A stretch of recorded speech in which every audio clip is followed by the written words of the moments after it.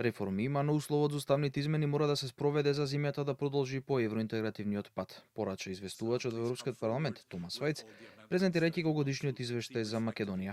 Вајц ја пофали согласеноста со надворешната политика на Унијата, поддршката за Украина и работата на коридорите 8 и 10 кои ги оцени како клучни за регионот.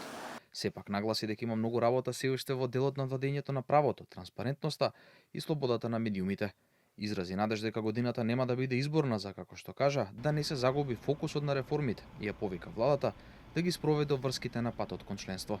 The application is more than 20 years old, and I think it's time to move on. We're also pointing out that this is a huge window of opportunity in the moment for the whole region, but specifically also for North Macedonia to move on to EU accession. There's green light, as much as I see, from Council, from Commission, here in the European Parliament. There's great support.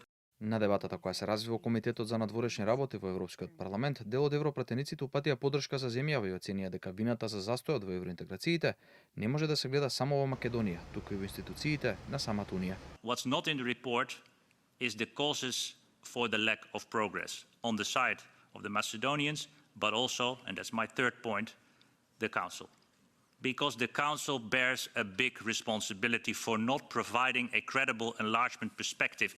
The people of Northern Macedonia, he says, rightly so, you said, they are tired. They are away from the European Union more and more, and they are much more away than they were 10 years ago, 15 years ago, and I think that's a problem, and it's partly our fault. Бугарските европратеници пак не ја испуштија можноста да упатат критики кон Македонија за почитување на човековите права и, како што тие оценија, создавањето на вештачки проблеми од македонска страна.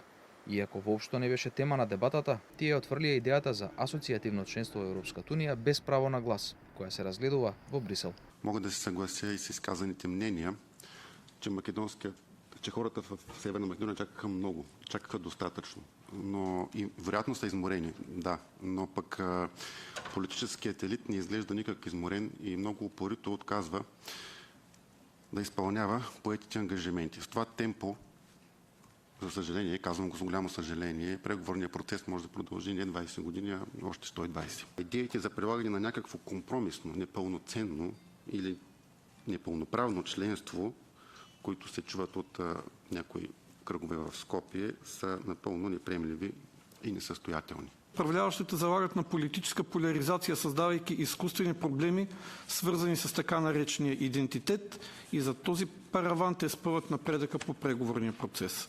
Минатогодишниот извештај на Вајц спомена со низа обвинувања меѓу Скопје и Софија, а самиот Вајц откри дека се соочил со притисоци и закани.